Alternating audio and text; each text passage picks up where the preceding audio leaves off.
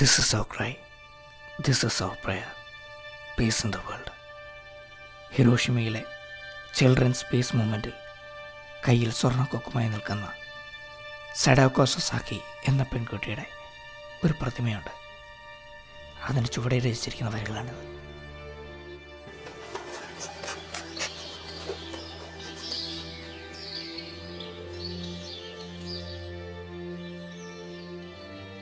ഒരു ദിവസം കൊണ്ട് കണ്ണീരും രക്തവും പെയ്തിറങ്ങിയ ഹിരോഷിമയുടെ ഏറ്റവും വേദനിപ്പിക്കുന്ന രാത്രി.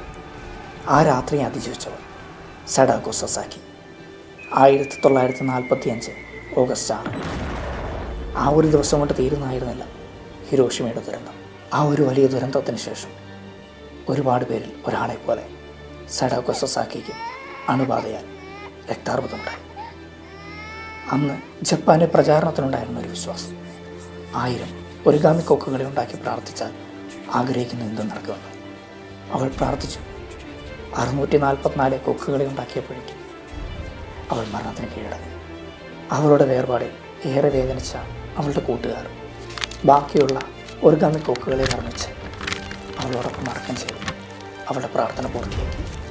പക്ഷേ ഇന്നും ഈ ലോകത്തിൽ സഡാക്കോ സൊസാക്കിയും അവളുടെ പ്രാർത്ഥനയും നമുക്ക് മുമ്പിൽ ചോദ്യം ഉയർത്തുന്നു. അവളുടെ ഓർമ്മയ്ക്കായി രചിച്ച വരികൾ ഇന്നും നമുക്ക് മുമ്പിൽ നിന്നുവെന്ന് നാം കാതോർക്കേണ്ടിയിരിക്കുന്നു. This is our cry. This is our prayer. Peace in the world.